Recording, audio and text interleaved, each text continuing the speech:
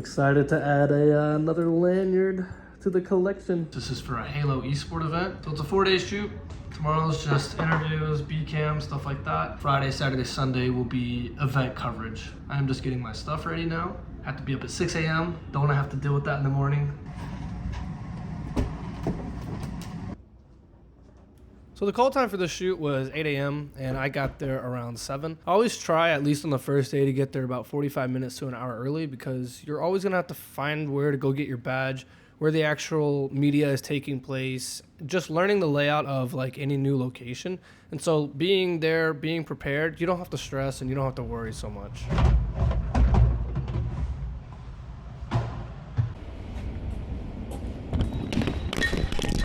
Still loving this Nanit case, just housing all of my cameras and lenses and everything that I need. And this is Insta360. This is what I've been using on some of these bigger vlogs to capture some of the POV shots, and just a little bit easier than getting my phone out sometimes. But I'm walking up to the building now, and I thought this was the entrance, but I'm exactly opposite of where I need to be. And it's probably about a 15-minute walk from where I parked to the actual entrance. Here's the banner. This is just, I don't know, it's just really cool to see, especially here in hometown Texas, of the event that we're actually shooting. This is actually a game I grew up playing with my brother, my best friends and everything, so it's just cool to still be a part of it even, 15, 20 years later. And this was my first look at the media day shoot that they were doing, so it's actually pretty cool. They're using that light, which I think is called a snoot or something on there, and they're reflecting it off this like aluminum foil, and it creates like this like watery, wavy pattern. And then they have this massive scrim over top with a honeycomb that just does top lighting of the players. It looks super clean.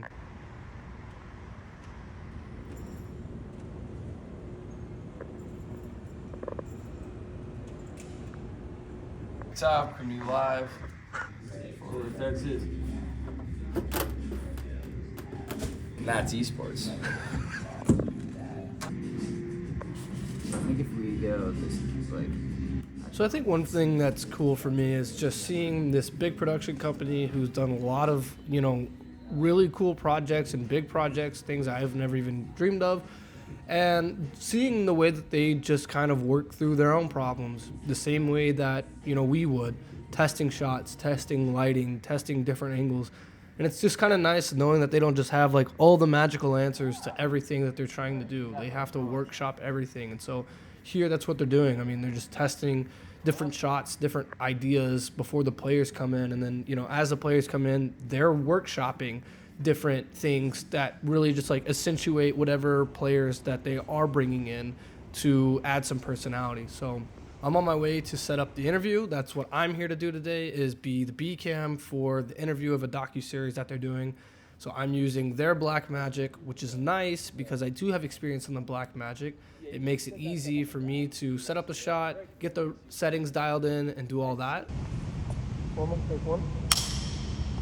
So because the producer liked the tattoos on my arm, he wanted me to basically do the clean slate. And so I thought it was pretty cool. I've never done that before. It felt official, felt nice, and getting to do it for a player like Formal, it's just kind of a cool little opportunity there. And they basically just have a 600X with the reflector shooting through a scrim, I believe you call that, with a honeycomb just pointed at this one single light source, and then obviously you have house lights. And they have a mic here, which is the NTG2 routed to their recorder over there, some negative fill over here, second cam, and then chair. Just crazy how simple of a setup something like this is. Like, it doesn't have to be all that complicated. It's just knowing something even basic like this, like how to filter that light through. Yeah, it's just cool to get these experiences and get to do these things. So this production company is somebody we've been working with for the past year or so at these Halo events, and they had a bigger production that they needed to do for this event. So they called out me and Blake to help,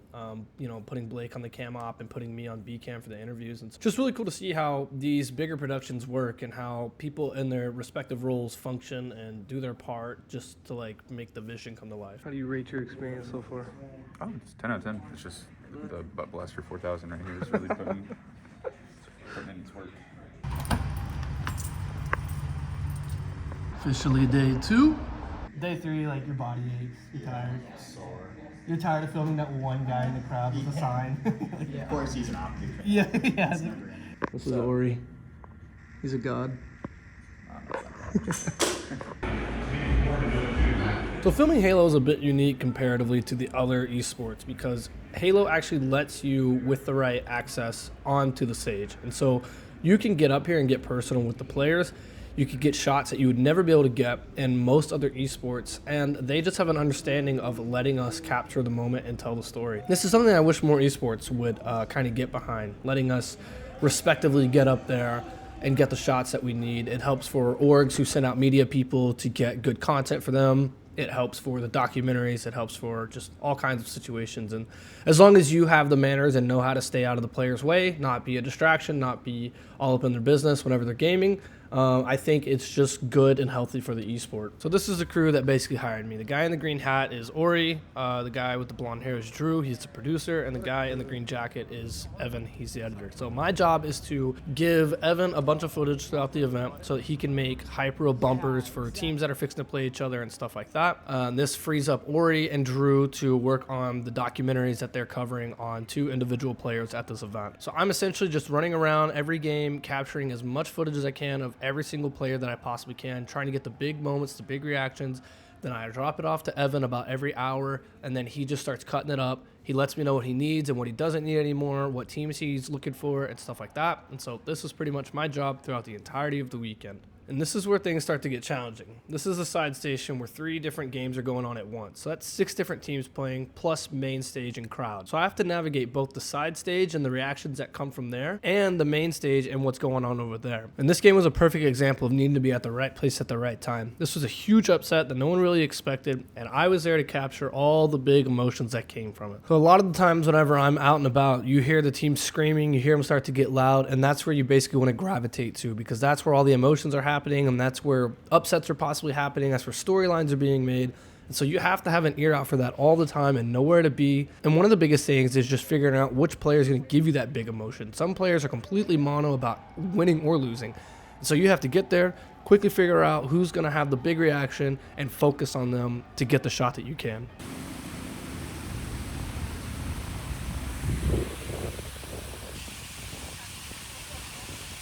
So this entire long table was for us and our gear. We had batteries and everything going on. And so basically day 3 and 4 is just the same as day 1, capturing footage, looking for big moments, looking for big reactions, handing it all off to Evan, and then he's editing the bumpers for the start of the day. It's essentially just grabbing a bunch of good footage for the teams that are going to make top 4, and so that he can put those bumpers together and have those ready for broadcast whenever the time comes. So I've said it a couple times and I'll say it again. I don't think there's a better camera for these events than the FX6 for what I'm doing. The built-in ND filter is just been so crucial in a lot of these moments whenever the lights come up. You know, it's too bright. I don't want to have to deal with the screw-on ND filter. And then I have the Tamron 35 to 150, which just gives me all the flexibility I need. So having that dual ISO as well is just allowing me to capture just clean, low-light shots that I'm seeing other people struggling with. It's also just so versatile. As far as like the ergonomics of holding it, it's allowing me to get in there and get some really unique shots. It's so comfortable to deal with all day. And I just, honestly, I love this camera. I don't see myself exchanging this camera out for a new one anytime soon. I think it is the perfect event camera. And the last major thing to capture was obviously the winning team, you know, celebrating and lifting the trophy and doing all that. So I was tasked with shooting from behind them. We had like 6-7 cameras down low, getting every other angle you could think of. So I'm just up here. I'm trying to get creative. I actually end up deciding on a different shot, and I panicked a little bit, and I'm trying to find my way to the other side of the stage. I just don't want to run across the stage, obviously, for broadcast, for people recording. I'm coming out here. I'm trying to get crowd shots. I'm trying to get some big reactions again. Like I say, you know, Ori's up there with his camera. Grayson has his camera. Like I say, we have so many cameras on these guys that I'm just trying to think about what everybody isn't shooting. And these guys were optic fans all weekend long, so it only made sense to make sure to grab a shot of this. And then actually one of the players, Girls, comes up, and that's his dog right there. And so this was a pretty cool moment, I think, in my opinion. Again, no one's shooting in this direction. They're all shooting the team winning. So I'm just trying to be different a little bit. I'm trying to get full coverage as much as I can. Other than that, that pretty much wraps up this event and this weekend. I believe I'm going to Seattle in about 6 weeks to help them again film Halo Worlds, which I am so pumped on. So this was an awesome weekend. It's so cool to be able to work with these guys and learn from them and just see how they operate. And I love esports. I hope I can continue to do this. Appreciate you watching. If you have any questions or anything you want me to specifically answer, let me know in the comments below, and I will do my best to do that.